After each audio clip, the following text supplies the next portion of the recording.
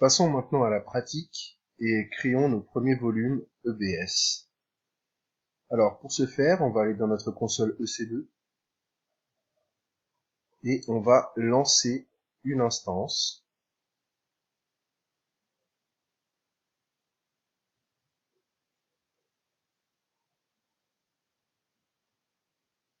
On va, comme d'habitude, prendre notre Amazon Linux 2 en T2 micro car c'est éligible à l'offre gratuite.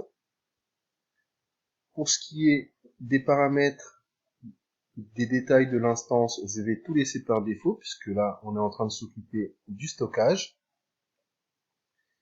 Et donc on arrive ici sur ajouter le stockage, donc on a notre volume racine sur lequel sera installé notre système d'exploitation qui a 8 Go, c'est très bien.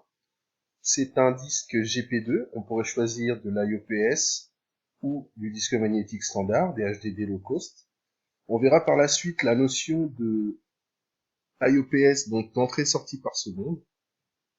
Ici, on a la possibilité de choisir le comportement à l'arrêt, résilier, supprimer à la résiliation ou pas. On peut chiffrer ou non notre disque. Là, on va pas le chiffrer parce que c'est pas les besoins de ce module. Donc, on va s'amuser un petit peu. On va rajouter un volume EBS que l'on va monter sur dev SDB.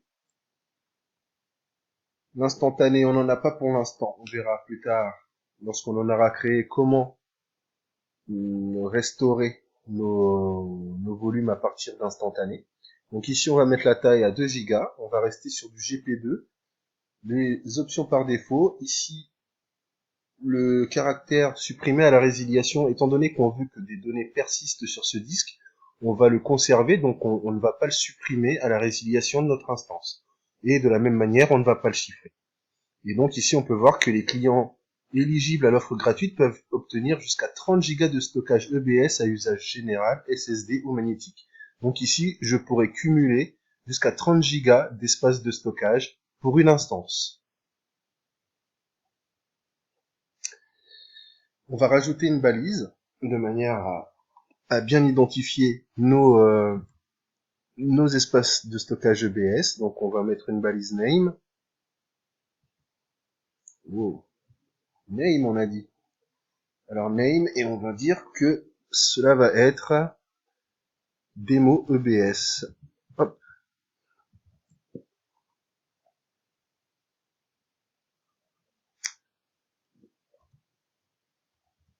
Démo EBS. Voilà. Donc au niveau du groupe de sécurité, on va sélectionner un groupe de sécurité existant, celui de ma première instance qui nous garantit un accès au port 22, au moins pour le SSH. Je vérifie et je lance mon instance. Au niveau de la paire de clés, je conserve l'usage de ma paire de clés initiale, ma première instance. Mon instance est en cours de lancement. Notre instance est lancée, donc ici on peut retrouver des informations relatives à nos volumes de stockage. On a donc le périphérique racine, donc sur lequel est installée notre bande d'amorçage, qui est sur notre premier disque de 8 Go, /dev/xvda.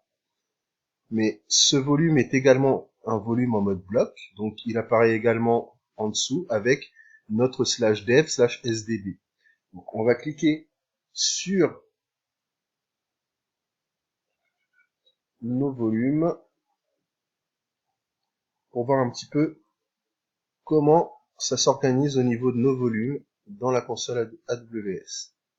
Donc on voit bien ici en démo EBS que j'ai un premier volume, donc ici qui correspond à notre volume racine de 8 Go et ici notre volume supplémentaire, un EBS de 2 Go qui a été rajouté.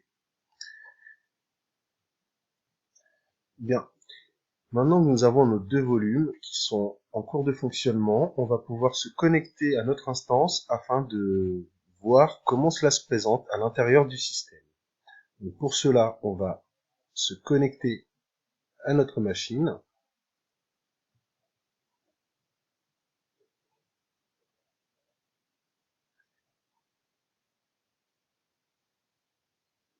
Nous voici connectés à notre instance.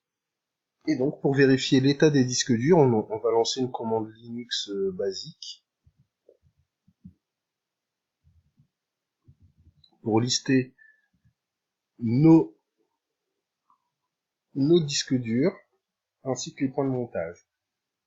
Donc là, on voit bien ici que l'on a notre disque XVDA avec une partition XVDA1 dont le point de montage est /, donc la racine de notre système. On a notre second volume XVDB qui, quant à lui, n'est pas encore monté dans notre système. Donc ce que l'on va faire, c'est qu'on va monter notre volume dans notre système. Alors pour ça, ce qu'on va faire, c'est qu'on va se référer à la documentation AWS. Donc nous voici sur la documentation AWS et ici on va pouvoir rendre un volume Amazon EBS disponible à l'utilisation sur un système Linux. Donc il suffit de suivre la documentation. Donc la première commande que l'on a exécutée est la commande lsblk qui nous permet de voir quels sont les volumes existants sur notre système ainsi que les points de montage associés à ces volumes. Donc, on a effectué notre commande, on a bien vu qu'on avait deux partitions, une de 2 Go, une de 8 Go, avec un point de montage à / pour la première et aucun point de montage pour la seconde. Dans la documentation, il nous est expliqué que pour connaître le type de système de fichiers qui est installé sur notre volume, on doit exécuter la commande file-s avec pour argument le nom de notre volume. Nous allons donc exécuter cette commande, donc sudo file-s,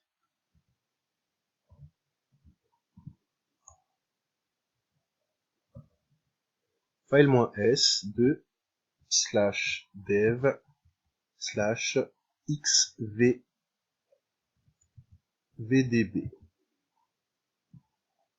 ce qui nous renvoie data, c'est-à-dire que qu'il n'y a aucun système de fichiers monté, comme on nous l'explique ici. Si on a ça, c'est que ça ne fonctionne pas. Si on avait un système de fichiers installé sur notre volume, on aurait plus d'informations dans ce style-là. Du coup, on va continuer à lire la documentation et donc on va créer un système de fichiers sur notre volume. Donc pour cela, on a la commande mkfs-t. XFS, ça va être le type de système de fichiers, mais nous on va utiliser de l'ext4 qui est le standard sur les serveurs Linux. Donc on va exécuter la commande mkfs -t en ext4 de /dev xvdb. On a quelques informations qui sont arrivées, donc notre formatage a bien été effectué. Je nettoie mon écran. S'il y a une erreur de type mkfs.xfs est introuvable, on peut toujours pallier à ce problème en installant xfsprogs, qui est un paquet de la distribution. Mais on n'a pas eu ce souci-là, donc on va passer à l'étape suivante. Donc maintenant, ce qu'on va pouvoir faire, c'est de créer le dossier dans lequel sera monté notre volume. Donc, mkdir /data. Et ensuite, ce qu'on va faire, c'est qu'on va monter notre volume dans ce dossier. Donc, on va exécuter la commande sudo mount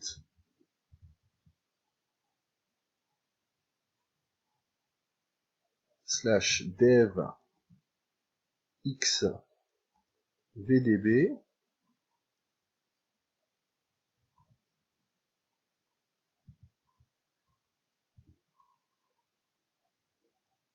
dans /data.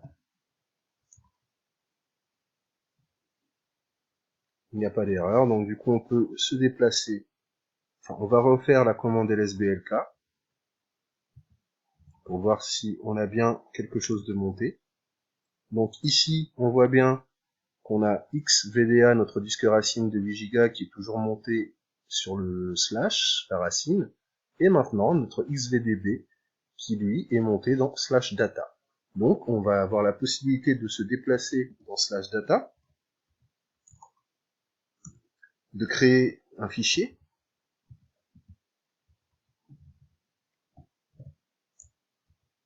hello.txt.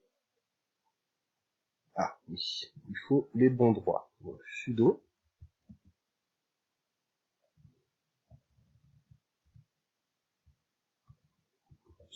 touch hello.txt, et on va pouvoir aller dans ce fichier et écrire un message. Salut à tous.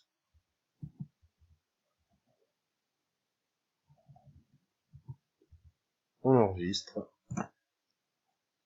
Et on se retrouve dans notre volume récemment monté avec un fichier hello text comprenant un message bonjour à tous. On continue à dérouler la documentation. Donc maintenant que cela est fait, on a la possibilité de rendre persistant ce point de montage après le redémarrage, puisque là c'est une opération ponctuelle, donc à chaque fois qu'on va redémarrer notre machine, il faudra remonter notre disque dur.